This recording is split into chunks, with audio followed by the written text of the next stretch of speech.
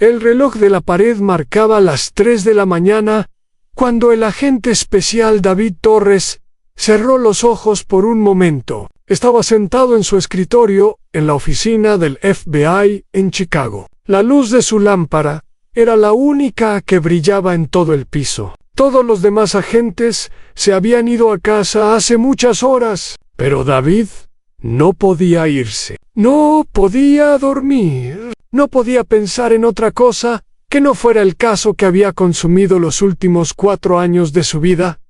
Frente a él, esparcidas sobre el escritorio de madera vieja, había docenas de fotografías, rostros de víctimas, personas mayores con sonrisas amables en fotos tomadas antes de que sus vidas fueran destruidas. Margaret Wilson, de 72 años, que había perdido todos sus ahorros de jubilación. Robert Chun, de 68 años, que tuvo que vender su casa después de ser estafado. Patricia González, de 75 años, que murió de un ataque al corazón cuando descubrió que su cuenta bancaria estaba vacía. David conocía cada nombre, cada lágrima que estas personas habían derramado, y conocía al hombre responsable de todo este sufrimiento. Un hombre que parecía un fantasma, un hombre que siempre escapaba justo cuando estaban a punto de atraparlo. Su nombre era Vincent Crane, o al menos ese era uno de sus nombres. También había sido conocido como Michael Stone, Robert Blake, Thomas Wright, y probablemente una docena de otros nombres que David aún no había descubierto. Era un estafador profesional, un artista del engaño, un hombre que había robado más de $60 millones a personas inocentes a lo largo de 15 años. David tomó una de las fotografías del escritorio. Era la única imagen clara que tenían de Crane.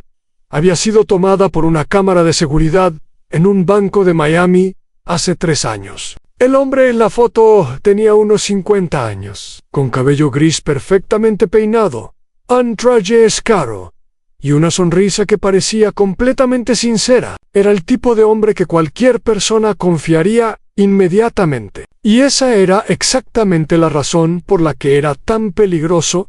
El método de Crane era siempre el mismo. Se acercaba a personas mayores que tenían ahorros significativos. Les ofrecía oportunidades de inversión que parecían demasiado buenas para ser verdad. Les mostraba documentos falsos, sitios web falsos, incluso oficinas falsas que alquilaba temporalmente. Les hacía sentir especiales, importantes, inteligentes, por haber encontrado esta oportunidad única. Y cuando habían transferido todo su dinero a cuentas que él controlaba, Vincent Crane desaparecía como humo en el viento. David había estado siguiendo su rastro desde que tomó el caso hace 4 años. Había viajado a 2 estados diferentes. Había entrevistado a más de 150 víctimas. Había pasado incontables noches, exactamente como esta, estudiando documentos, buscando patrones, tratando de predecir el próximo movimiento de Crane.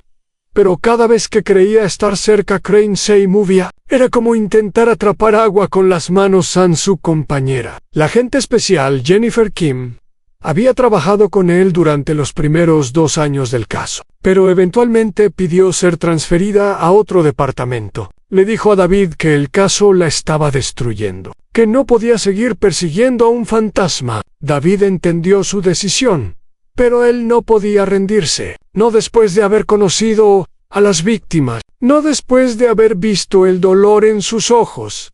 El teléfono de David sonó, sobresaltándolo. Miró la pantalla. ¿Era su esposa Laura todavía en la oficina?, preguntó ella, cuando contestó. Su voz sonaba cansada pero no sorprendida. Sí, respondió David.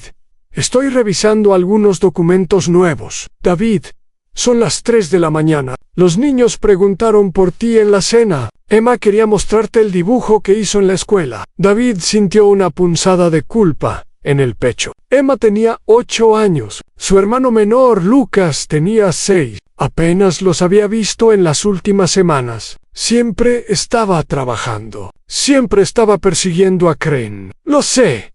dijo suavemente. Lucy, prometo que estaré en casa para el desayuno. Eso dijiste ayer también. Hubo un silencio largo entre ellos. David podía escuchar la decepción en el silencio de Laura. Habían estado casados por 12 años. Ella siempre había apoyado su carrera. Pero este caso estaba poniendo a prueba los límites de su paciencia. «Este caso me está consumiendo», admitió David. «Lo sé, pero estoy tan cerca, Laura, puedo sentirlo. Crane va a cometer un error pronto. Y cuando lo haga, estaré ahí para atraparlo.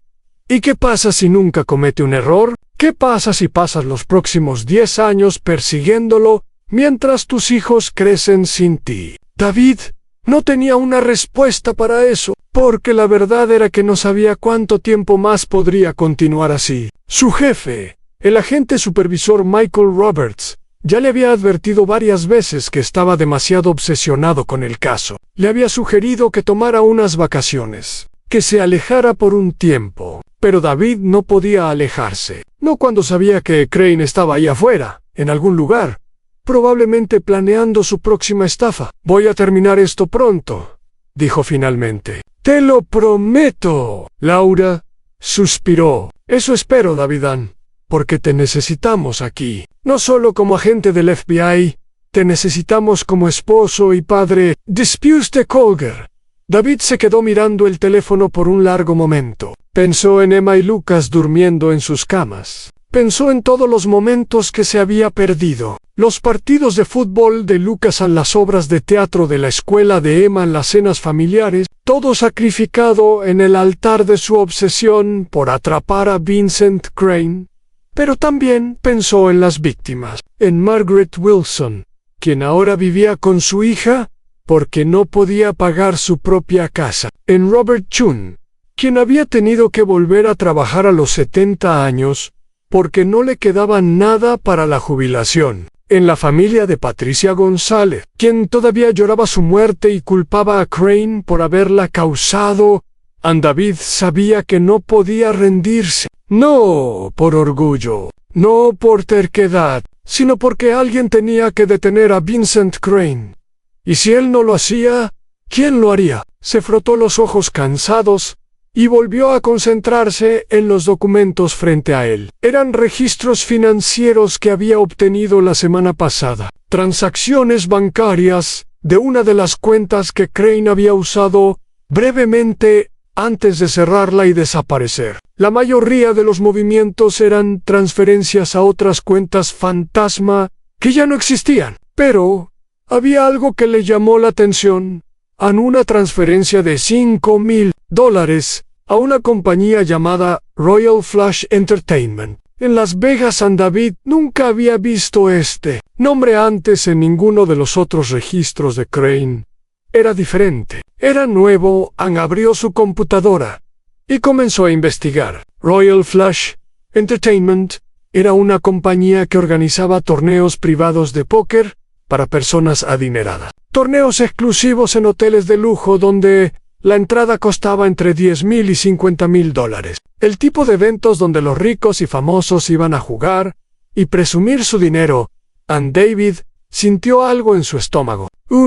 Después de 4 años persiguiendo a Crane, había desarrollado un instinto para reconocer pistas importantes. Y algo le decía que esto era importante. Durante las siguientes horas, David investigó todo lo que pudo encontrar sobre Royal Flush Entertainment. Descubrió que la compañía organizaba torneos en diferentes ciudades cada mes. Miami, Los Ángeles, Nueva York, Las Vegas. Siempre en hoteles 5 estrellas. Siempre con jugadores que tenían más dinero del que sabían qué hacer. Luego comenzó a cruzar las fechas de los torneos con las fechas de las estafas de Crane Dee. Lo que encontró hizo que su corazón latiera más rápido. 7 ocasiones durante los últimos 3 años. Vincent Crane había cometido una estafa en una ciudad donde Royal Flush Entertainment estaba organizando un torneo esa misma semana. 7 no podía ser coincidencia. David se recostó en su silla, procesando lo que había descubierto. Vincent Crane, el estafador más buscado del país, Aparentemente tenía una debilidad. Le gustaba el póker de alto nivel. Y no solo le gustaba, sino que viajaba específicamente para participar en estos torneos exclusivos. Esto era más de lo que David había aprendido sobre Crane en los últimos 2 años combinados. Finalmente tenía algo concreto. On Patreon, una forma de predecir dónde podría estar Crane revisó el calendario de Royal Flush Entertainment para los próximos meses. El siguiente torneo grande sería en 3 semanas. En el Hotel Bellagio de Las Vegas la entrada costaba $25,000. 150 jugadores máximo. David tomó una decisión en ese momento. Una decisión que cambiaría todo cuando el sol comenzó a salir sobre Chicago. David todavía estaba en su escritorio, pero ya no estaba cansado. La adrenalina corría por sus venas. Por primera vez en años, sentía que tenía una oportunidad real de atrapar a Vincent Cray.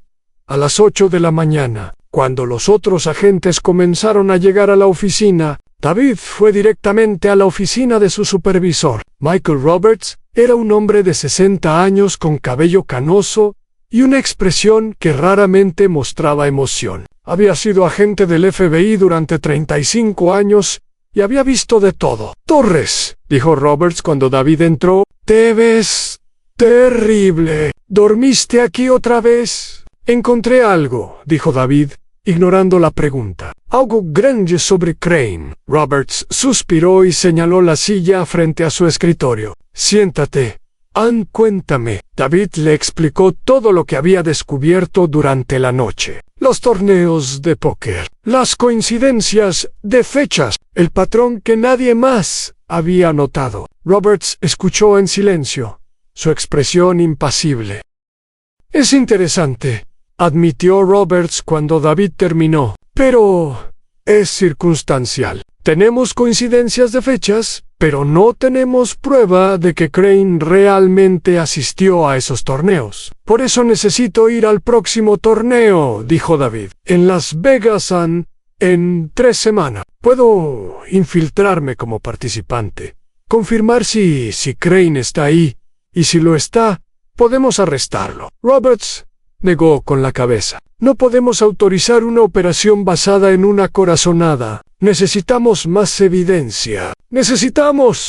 No tenemos tiempo para más evidencia», interrumpió David, su frustración finalmente saliendo a la superficie. «Cada día que esperamos, Crane está allá afuera estafando a más personas, destruyendo más vidas. ¿Cuántas más víctimas necesitamos antes de actuar?» «Cuidado con el tono, Torres», advirtió Roberts, su voz volviéndose más fría. «Entiendo tu pasión por este caso, pero no puedo enviar a un agente a una misión encubierta sin la aprobación adecuada. Y para obtener esa aprobación, necesitamos más que coincidencias de fechas». David quería gritar, quería golpear el escritorio, pero sabía que eso no ayudaría. Roberts tenía razón desde un punto de vista burocrático. El FBI tenía procedimientos, reglas, cadenas de mando. No podían simplemente actuar basándose en la intuición de un agente obsesionado. «¿Y si voy por mi cuenta?», preguntó David, su voz más calmada ahora. «No como agente del FBI, como civil, usando mis propios recursos». Roberts lo miró fijamente por un largo momento. «¿Estás hablando de usar tus días de vacaciones para ir a un torneo de póker de $25,000 con la esperanza de que un criminal que has estado persiguiendo durante 4 años aparezca ahí?» «Sí», respondió David simplemente. «Eso es una locura. Probable». Roberts se recostó en su silla y estudió a David. Habían trabajado juntos por casi 10 años. Roberts había visto la dedicación de David en su compromiso, pero también había visto cómo este caso lo había cambiado, cómo se había vuelto más delgado, más pálido, más distante de su familia y colegas. «Si haces esto», dijo Roberts finalmente, «estarás completamente solo. No podré darte respaldo. No podré ayudarte si algo sale mal. Y si Crane no aparece, habrás perdido $25,000 de tu propio bolsillo.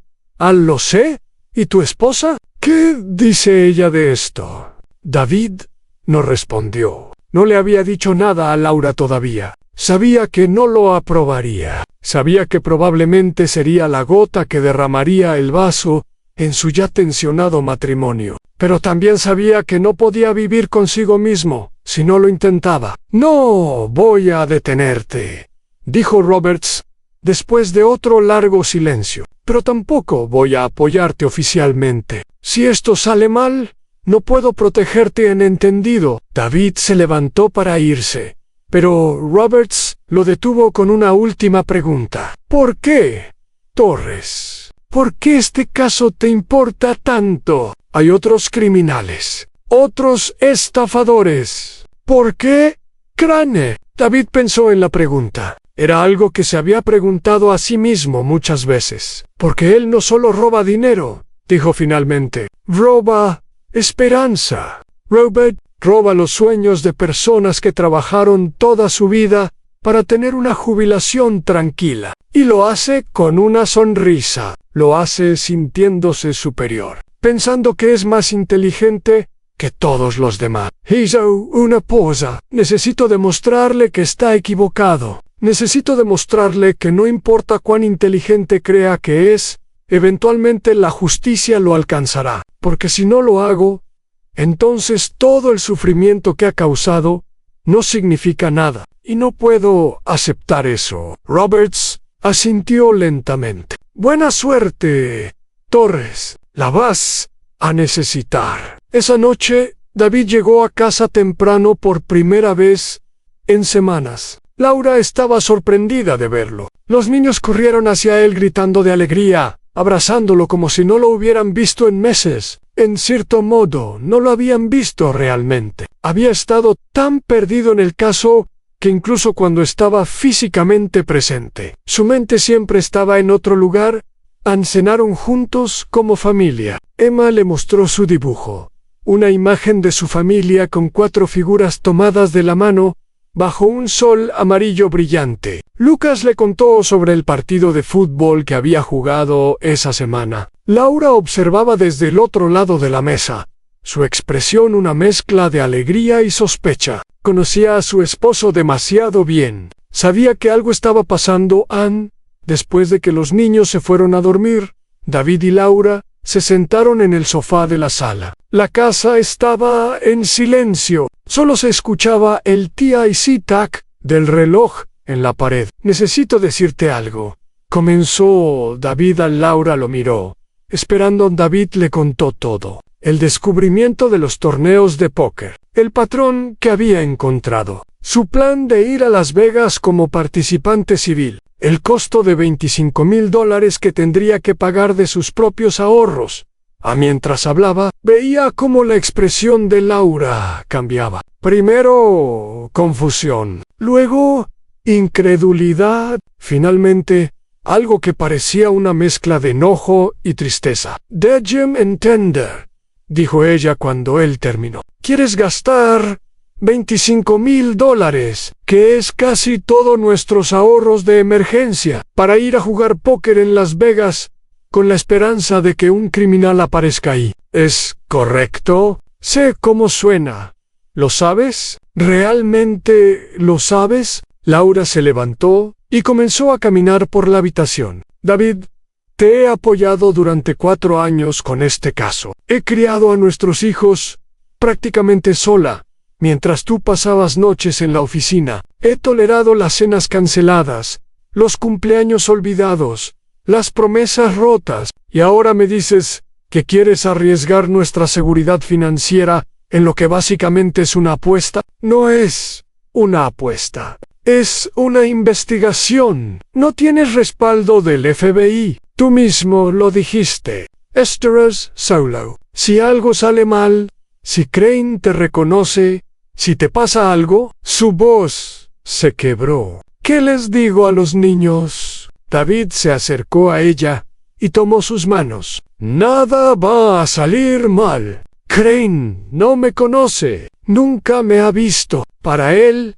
seré solo otro jugador rico tratando de presumir. Y si no aparece, y si tú teoría está equivocada. Entonces habré perdido dinero y aprenderé de mi error. Pero, Laura, si tengo razón, si Crane está ahí, puedo terminar esto. Puedo cerrar este caso de una vez por todas y volver a ser el esposo y padre que ustedes merecen. Laura lo miró a los ojos por un largo momento. Veía la determinación ahí, la misma determinación que la había atraído a él cuando se conocieron en la universidad hace tantos años. David siempre había sido así. Cuando creía en algo, lo perseguía hasta el final. Si haces esto, dijo ella finalmente, y no funciona, necesitas prometerme algo a lo que sea. Promete que dejarás este caso, que pedirás ser reasignado,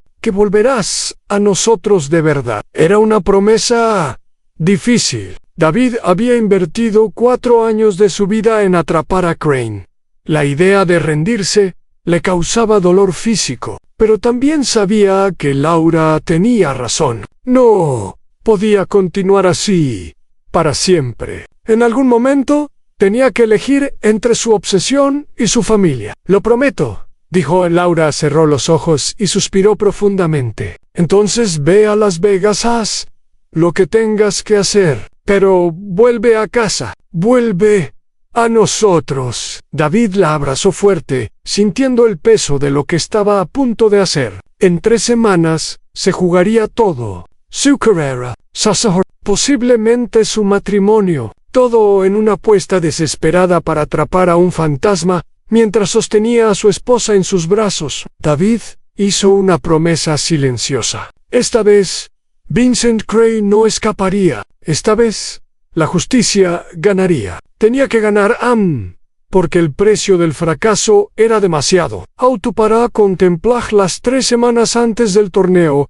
pasaron más rápido de lo que David había anticipado. Cada día estaba lleno de preparación. Tenía que transformarse de un agente del FBI en un empresario tecnológico creíble que tenía dinero para desperdiciar en torneos de póker exclusivos. Primero, necesitaba aprender a jugar póker de manera competente. David conocía las reglas básicas del juego, pero nunca había jugado a nivel profesional. Sabía que si entraba al torneo sin saber lo que hacía, destacaría inmediatamente como un amateur, y lo último que necesitaba era llamar la atención. Encontró un entrenador de póker en Chicago llamado Tony Marchetti. Tony había sido jugador profesional durante 20 años antes de retirarse para enseñar. Cobraba $200 por hora, lo cual era otro gasto que David no podía permitirse fácilmente. Pero no tenía opción. Durante las siguientes 3 semanas, David pasó cada momento libre con Tony. Aprendió sobre probabilidades, posiciones en la mesa, lectura de oponentes y control emocional. Tony le enseñó que el póker no era solo sobre las cartas que tenías en la mano, era sobre las historias que contabas, sobre hacer que tus oponentes creyeran lo que tú querías que creyeran. El póker es un juego de engaño, le explicó Tony durante una de sus sesiones. Pero no es sobre mentir. Es sobre controlar la información, sobre mostrar exactamente lo que quieres mostrar y esconder todo lo demás. David encontró esto fascinante. En cierto modo, era similar a su trabajo como agente del FBI. Había pasado años entrevistando sospechosos, tratando de leer sus expresiones, detectar sus mentiras, entender sus verdaderas intenciones. El póker utilizaba muchas de las mismas habilidades. «Tienes buenos instintos», le dijo Tony después de la primera semana. «Lees bien a las personas, pero necesitas trabajar en tu cara de póker. Cuando tienes buenas cartas, tus ojos se iluminan ligeramente. Cuando tienes malas cartas, tu mandíbula se tensa. Esos son tells que un jugador experimentado notará inmediatamente». David practicó frente al espejo durante horas, practicó mantener la misma expresión, sin importar qué cartas tuviera. Practicó controlar su respiración, sus movimientos, hasta el más mínimo tic nervioso. Era agotador, pero necesario.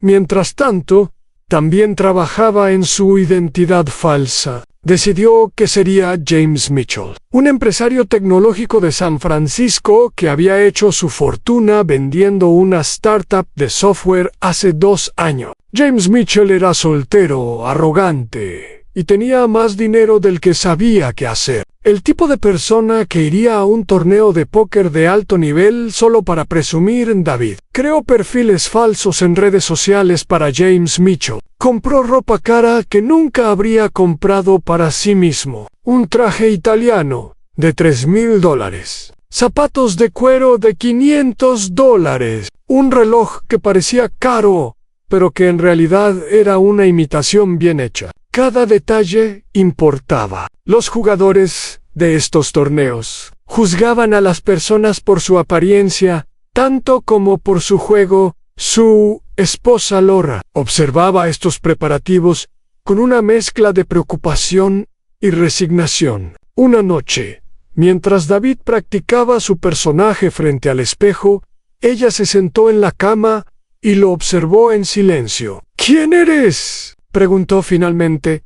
David se volteó, confundido. ¿Qué quieres decir? El hombre que estoy viendo en el espejo. No te reconozco. Hablas, te mueves diferente. Hasta tu expresión facial es diferente. David se dio cuenta de que había estado tan metido en su personaje que no se había dado cuenta de cuánto había cambiado. Se acercó a Laura y se sentó junto a ella. Sigo siendo yo, dijo, tomando su mano. James Mitchell es solo un disfraz. Debajo de todo esto, sigo siendo David Torres. Tú eres el padre de Emma y Lucas, y después de Las Vegas, podrás quitarte ese disfraz. Era una pregunta que David no había considerado completamente. Había estado tan enfocado en la preparación que no había pensado en lo que vendría después. ¿Qué pasaría si atrapaba a Crane? ¿Podría simplemente volver a su vida normal después de años de obsesión?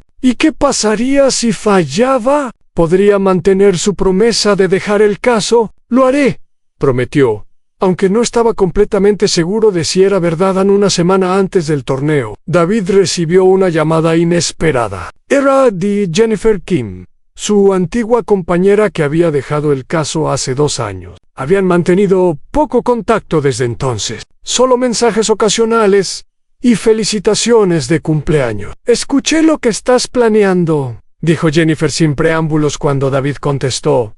¿Cómo lo supiste? Roberts me llamó. Está preocupado por ti. David, todos lo estamos. David sintió una punzada de irritación. Agradezco la preocupación, pero sé lo que estoy haciendo.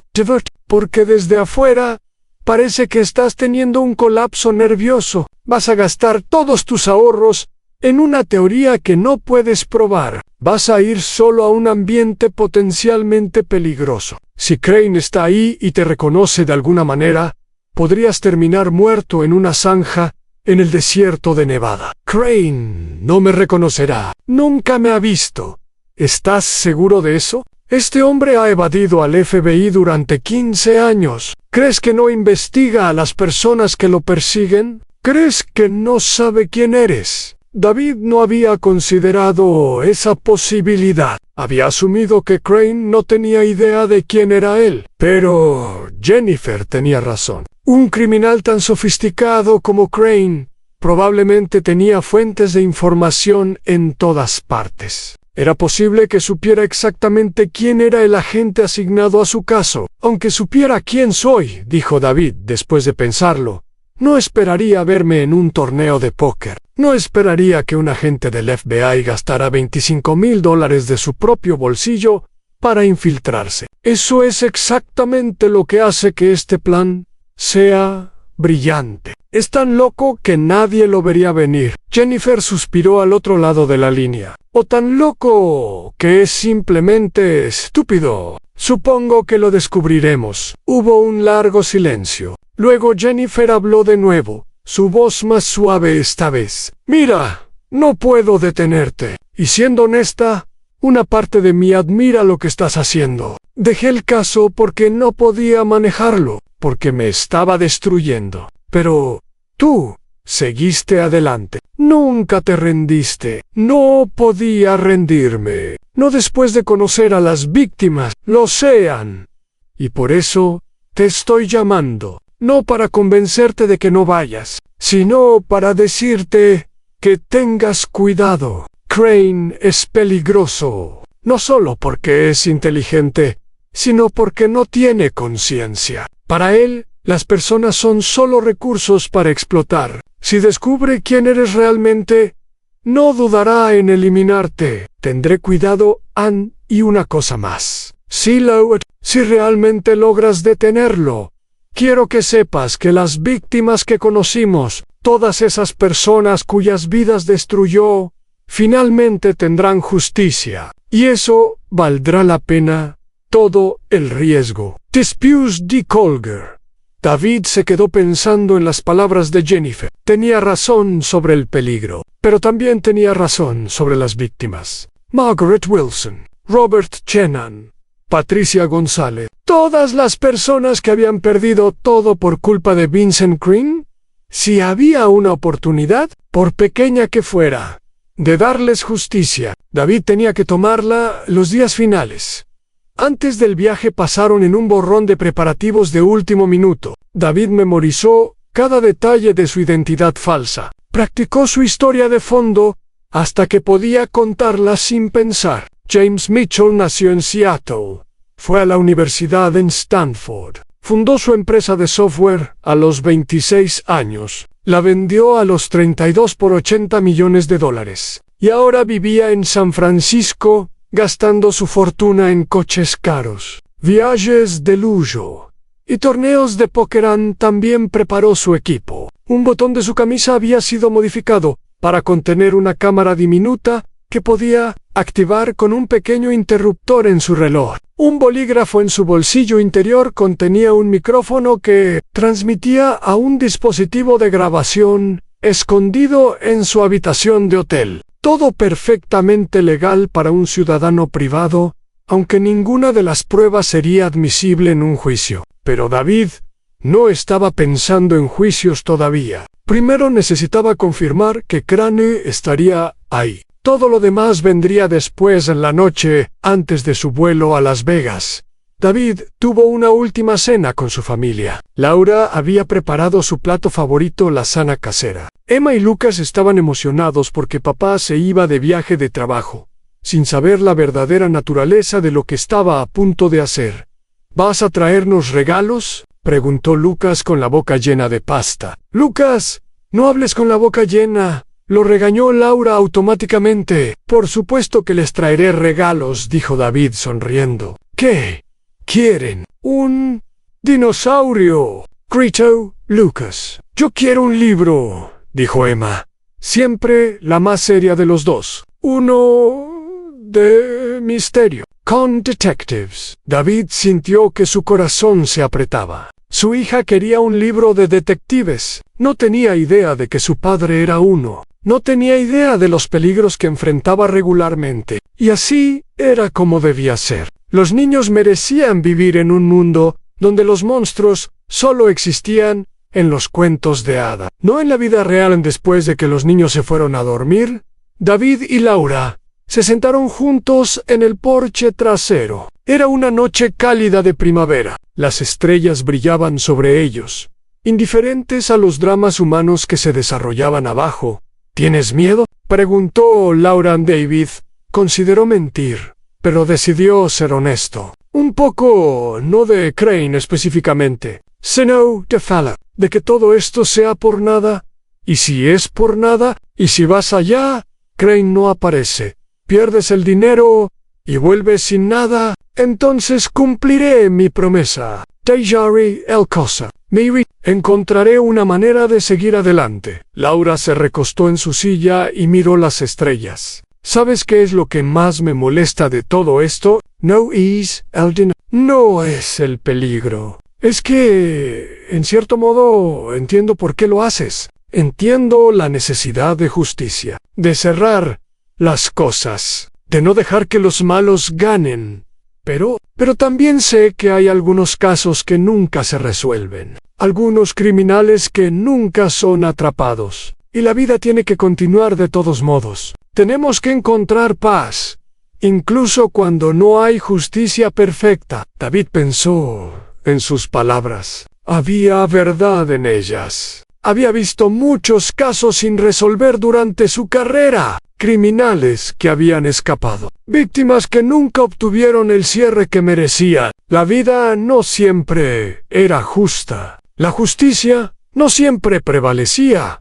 Pero eso no significaba que debía dejar de intentar. Tienes razón, admitió. Pero este caso es diferente. Lo siento en mis huesos. Crane está cerca. Puedo atraparlo. Y cuando lo haga, todo esto habrá valido la pena. Laura lo miró con una mezcla de amor y tristeza. Espero que tengas razón, Davidan, por tu bien. Por el nuestro. Al día siguiente, David se despidió de su familia en la puerta de su casa. Emma lo abrazó fuerte y le hizo prometer que volvería pronto. Lucas chocó los puños con él, tratando de actuar como un hombre grande. Laura lo besó en la frente y susurró en su oído: «Vuelve a casa, por favor». El vuelo a Las Vegas duró 4 horas. David pasó la mayor parte del tiempo revisando mentalmente su plan. Llegada al hotel.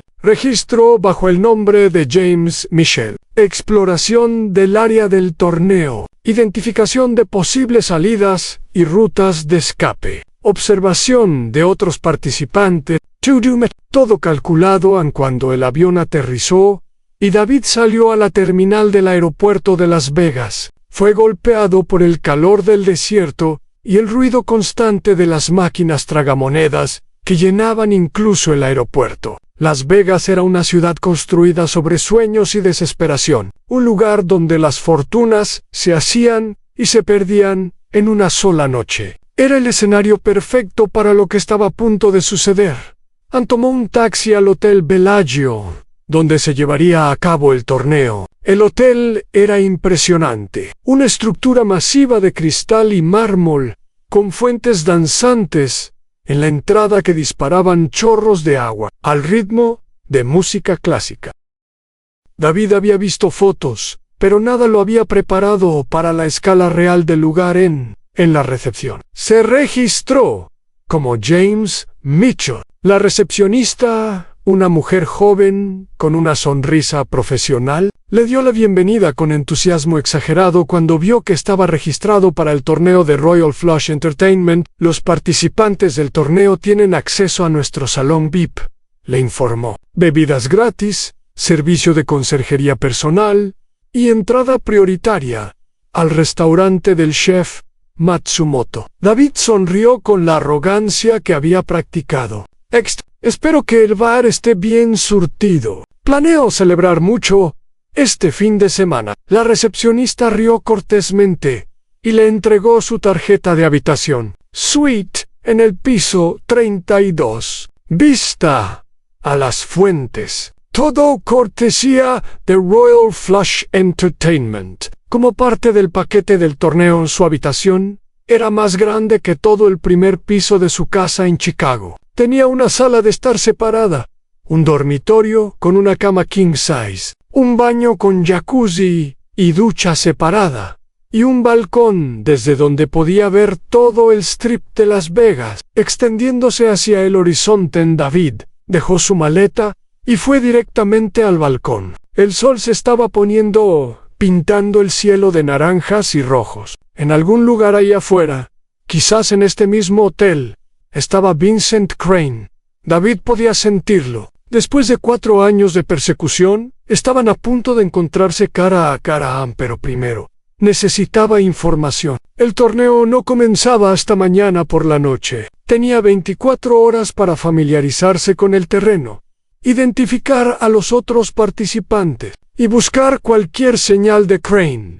Se cambió a ropa más casual pero aún elegante, pantalones de diseñador y una camisa de lino, y bajó al casino principal. El lugar estaba lleno de turistas, jugadores profesionales y personas que simplemente querían ver y ser vistas. Las máquinas tragamonedas brillaban y sonaban constantemente. Las mesas de blackjack y ruleta estaban rodeadas de multitudes. El aire olía a perfume caro y desesperación apenas disimulada. David caminó por el casino con la actitud de alguien que pertenecía ahí. Observaba a cada persona que pasaba, buscando el rostro que había memorizado de tantas fotografías. Cabello gris perfectamente peinado, sonrisa encantadora, ojos que calculaban cada movimiento.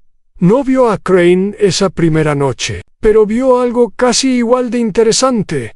Cerca de las mesas de póker de alto límite, había un grupo de hombres que claramente no eran turistas ordinarios. Vestían trajes caros, hablaban en voz baja entre ellos, y tenían un aire de peligro controlado que David reconoció inmediatamente. Estos eran hombres de negocios, pero no del tipo legal. Uno de ellos, un hombre corpulento con cabello negro y una cicatriz que corría desde su ceja izquierda hasta su mejilla, notó que David los estaba observando. Sus ojos se encontraron por un momento. David mantuvo su expresión neutral, sonrió ligeramente como si simplemente estuviera admirando el ambiente, y se alejó hacia el bar.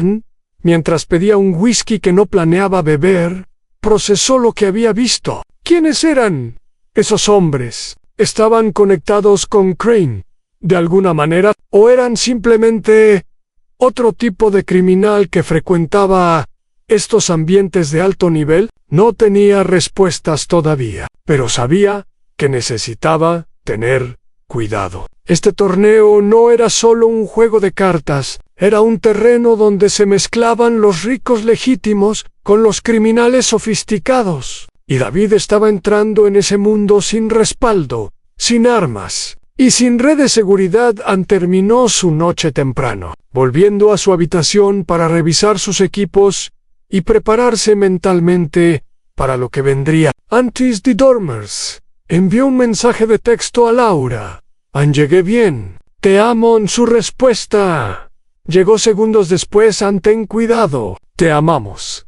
David miró el mensaje por un largo momento. Luego apagó su teléfono, cerró los ojos y trató de dormir. Mañana comenzaría el juego de su vida. El día del torneo amaneció brillante y caluroso. David se despertó antes del amanecer, su cuerpo tenso con anticipación. Había dormido poco, su mente demasiado ocupada, repasando escenarios posibles. ¿Qué pasaría si Crane lo reconocía? ¿Qué haría si lo confrontaba? ¿Cómo reaccionaría si todo su plan se derrumbaba? Se levantó de la cama y fue al baño. El hombre que lo miraba desde el espejo era diferente a la gente del FBI que había sido hace 3 semanas. James Mitchell lo miraba de vuelta. Un empresario arrogante con dinero para quemar. Un hombre que no conocía la duda ni el miedo. David se duchó, se afeitó cuidadosamente y se vistió con su mejor traje. El evento de apertura del torneo comenzaría a las 6 de la tarde, pero había una recepción de cóctel a las 4 donde los participantes podían conocerse. Era la oportunidad perfecta para observar y buscar a Crane. Pasó la mañana explorando el hotel. Memorizó las ubicaciones de las escaleras de emergencia, los ascensores de servicio, las entradas traseras. Estudió los patrones del personal de seguridad, notando cuando hacían sus rondas y qué áreas dejaban sin vigilar. Era el tipo de preparación que había aprendido durante años de entrenamiento en el FBI. Siempre saber cómo salir de un lugar antes de entrar a las 2 de la tarde. Recibió un mensaje en su teléfono. Era del organizador del torneo, confirmando su participación y recordándole el código de vestimenta para la recepción. Trade formal, sin excepciones. David sonrió. Al menos eso ya lo tenía cubierto. A las 3:30. Bajó al lobby del hotel y se dirigió al salón donde se llevaría a cabo la recepción. Ya había un pequeño grupo reunido afuera de las puertas cerradas. Hombres y mujeres, vestidos con ropa que costaba más que el salario mensual de David en joyería brillante. Relojes que valían más que coches. El olor del dinero era casi palpable, David se mezcló con el grupo, adoptando la postura relajada de alguien acostumbrado a estos ambientes. Escuchó conversaciones a su alrededor. Un hombre hablaba sobre su nueva casa en los Hamptons. Una mujer discutía su reciente viaje a Mónaco. Otro hombre se jactaba de haber ganado el torneo del año pasado. A ninguno de ellos era Vincent Crane. A las 4 en punto, las puertas del salón se abrieron. Un mayordomo uniformado invitó a los participantes a entrar. El salón era espectacular. Candelabros de cristal colgaban del techo. Mesas cubiertas con manteles de lino blanco sostenían bandejas de aperitivos gourmet. Un bar completo ocupaba una pared entera. Meseros circulaban con bandejas de champán. David tomó una copa de champán y comenzó a circular por la habitación. Observaba cada rostro, cada gesto, cada conversación. Había aproximadamente 70 personas en el salón. Según sus cálculos, el torneo tendría alrededor de 120 participantes, lo que significaba que menos de la mitad estaba aquí todavía, después de una hora de socialización superficial. David comenzó a preocuparse. ¿No había señales de Crane? ¿Se había equivocado? ¿Su teoría sobre los torneos de póker estaba mal? ¿Había gastado $25,000 y arriesgado su matrimonio por nada? Entonces, lo vio. El hombre entró al salón con la confianza de alguien que era dueño del lugar. Cabello gris perfectamente peinado, traje azul oscuro impecable, una sonrisa encantadora que iluminaba su rostro. Era exactamente como las fotografías. Pero las fotografías no capturaban su presencia. Vincent Crane tenía un aura magnética que atraía la atención de todos en la habitación. David sintió que su corazón se aceleraba, pero mantuvo su expresión neutral. Años de entrenamiento le permitieron controlar su reacción física mientras observaba a su presa desde el otro lado de la habitación. Crane saludó a varias personas como si fueran viejos amigos. Besó la mejilla de una mujer mayor con joyas deslumbrantes. Estrechó la mano de un hombre que David reconoció como un conocido inversionista de Wall Street. Se movía por la habitación con la facilidad de un depredador en su hábitat natural. En el torneo estaba registrado como Richard Vale, según la lista de participantes que David había obtenido. Otro nombre falso, otra identidad fabricada. Pero debajo de todo eso, era Vincent Crane, el hombre que había destruido tantas vidas, el hombre que David había jurado atrapar durante la siguiente hora. David observó a Crane de lejos. Notó cómo el estafador estudiaba a las personas con las que hablaba. Había una precisión calculadora detrás de cada sonrisa, cada comentario, cada gesto amistoso. Crane no estaba aquí solo para jugar póker. Estaba aquí para encontrar su próxima víctima eventualmente. Sus caminos se cruzaron. Era inevitable en un espacio tan limitado. David estaba hablando con un empresario de Texas sobre inversiones en petróleo cuando sintió una presencia a su lado. «Disculpen la interrupción», dijo una voz suave y cultivada. «No pude evitar escuchar que están discutiendo inversiones en energía. Es un tema que me fascina». David se volteó y se encontró cara a cara con Vincent Crane.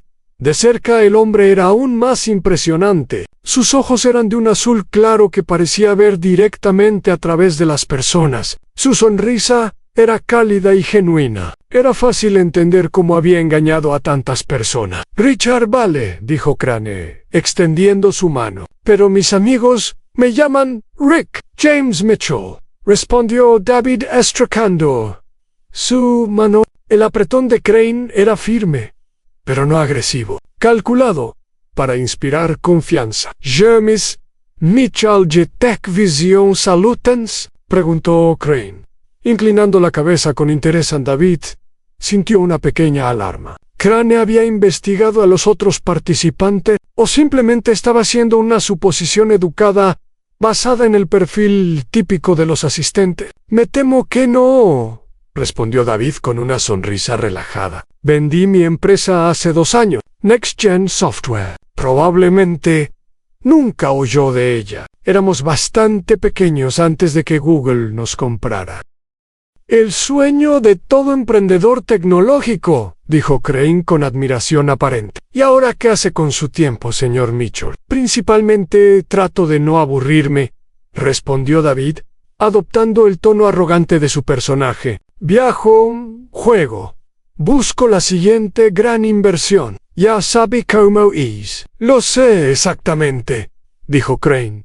Y había algo en su voz que sugería que sabía mucho más de lo que decía. Es difícil encontrar propósito después de alcanzar el éxito financiero. El dinero resuelve muchos problemas, pero crea otros nuevos. Problemas de ricos, bromeó David. El tipo de problemas que todos quisieran tener. Anne Crane rió. Un sonido cálido y agradable. Tiene sentido del humor, Anne. Me gusta eso. La mayoría de las personas en estos eventos son terriblemente serias, como si jugar póker fuera una cuestión de vida o muerte. Para algunos probablemente lo es, dijo David. He visto personas perder fortunas en una sola noche, y algunas personas ganan fortunas, respondió Crane. El truco está en saber cuándo tienes la ventaja y cuándo debes retirarte. Aplica tanto al póker como a la vida. David notó que el empresario de Texas se había alejado discretamente durante su conversación. Ahora estaba solo con Crane, el cazador y su presa, aunque ninguno de los dos sabía exactamente quién era quién. ¿Lleva mucho tiempo participando en estos torneos?, preguntó David, buscando información. Algunos años, respondió Crane vagamente. Es un hobby que desarrollé tarde en la vida. Hay algo purificador sobre el póker. Es uno de los pocos lugares donde las máscaras sociales se caen, donde puedes ver quién es realmente una persona basándote en cómo juegan. Interesante perspectiva. Es verdad. Muéstrame cómo alguien maneja una mala mano y te mostraré quién es realmente. Se rinde, intenta engañar, entra en pánico. El póker revela el carácter de maneras que la conversación educada nunca puede. David consideró las palabras de Crane. Era irónico que un hombre que vivía de engañar a otros hablara sobre revelar el verdadero carácter. O quizás no era irónico en absoluto. Quizás Crane entendía la psicología humana mejor que nadie, precisamente porque la explotaba constantemente. Entonces, continuó Crane, ¿qué revelarán sus cartas sobre usted, señor Mitchell? Supongo que lo descubriremos esta noche, respondió David con una sonrisa. La conversación fue interrumpida por el organizador del torneo, que subió a un pequeño escenario para dar la bienvenida oficial a los participantes, explicó las reglas del torneo, el calendario de eventos y los premios.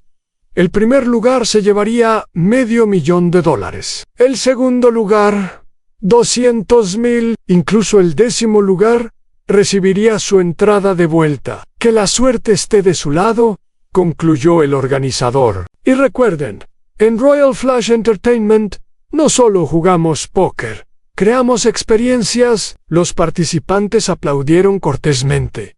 Crane se inclinó hacia David y susurró a experiencias. Esa es una forma elegante de decir que nos cobran una fortuna por el privilegio de perder dinero. David rió, genuinamente divertido a pesar de sí mismo. Crane era encantador. Era fácil ver cómo podía ganarse la confianza de las personas tan rápidamente. Espero que nos toque en la misma mesa esta noche, dijo Crane mientras los participantes comenzaban a dispersarse. Tengo curiosidad por ver cómo juega. Igualmente, respondió David. Crane le dio una última sonrisa y se alejó, mezclándose con otros participantes. David lo observó irse, su mente procesando todo lo que había aprendido en los últimos minutos. Crane era inteligente, carismático y claramente peligroso, pero también era arrogante. Esa arrogancia era su debilidad,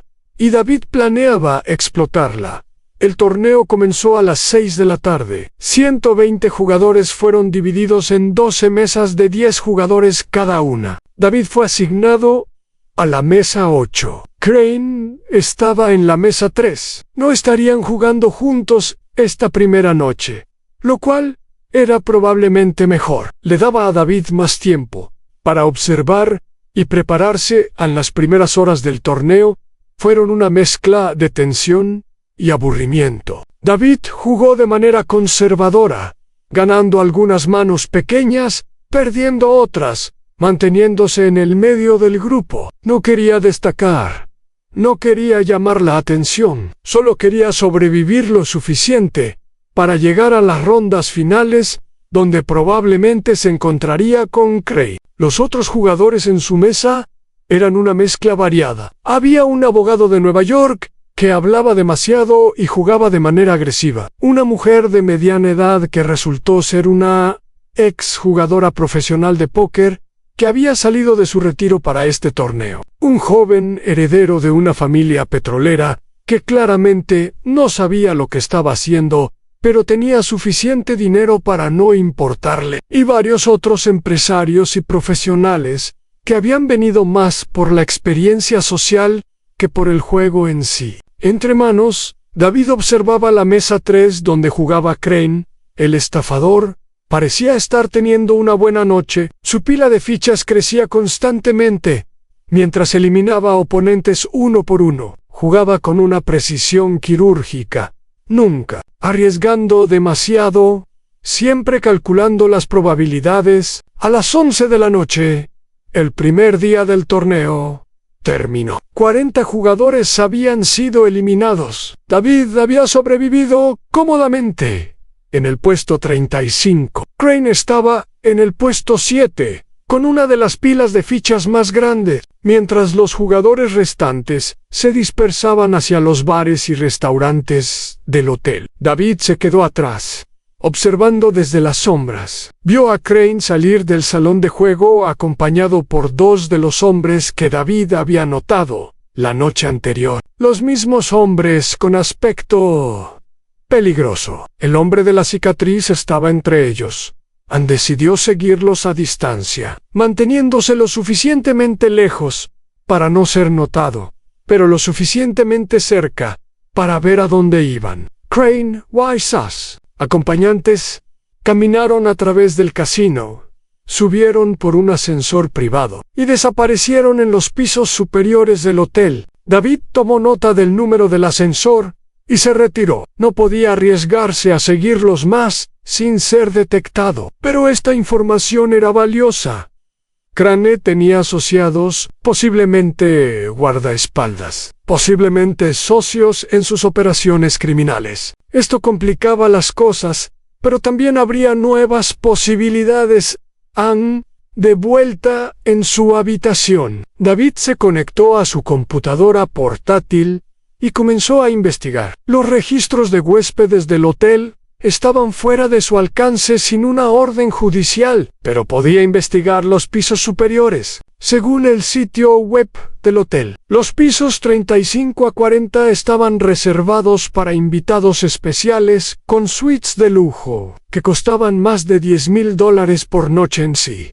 Crane estaba hospedado ahí arriba. Significaba que tenía dinero para gastar, o al menos dinero robado para gastar. También significaba que probablemente tenía seguridad adicional. Las suites de lujo venían con servicios de mayordomo personal y acceso restringido por ascensor. David pensó en sus opciones. Podría infiltrarse en los pisos superiores, pero eso era arriesgado. Podía continuar jugando el torneo y esperar cruzarse con Crane en circunstancias más controladas, o podía abandonar su plan original y simplemente recopilar evidencia fotográfica y de audio de Crane en el torneo, suficiente para justificar una investigación oficial del FBI. Decidió continuar con el plan original. Había llegado demasiado lejos para cambiar de estrategia. Ahora, mañana sería el segundo día del torneo. Con menos jugadores,